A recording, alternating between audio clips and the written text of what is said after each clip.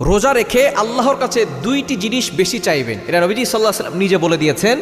নবীজি সাল্লাল্লাহু আলাইহি ওয়াসাল্লাম জানিয়ে দিয়েছেন, রমজানে আল্লাহর কাছে যা চাওয়া হয় আল্লাহ তাআলা সেটাই কবুল করেন।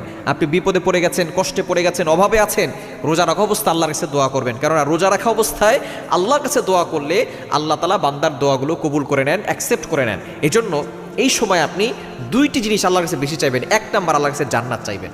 এক নম্বরে জান্নাত চাইবেন, কেননা যে ব্যক্তি জান্নাতে যেতে পারবে সেই সফল হতে পারবে।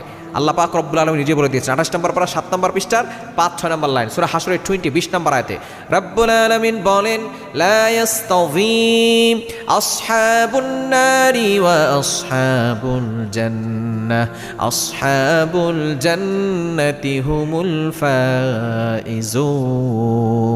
The people of paradise and the people of hellfire, they never be equal ever. The people of paradise gain the ultimate success in life.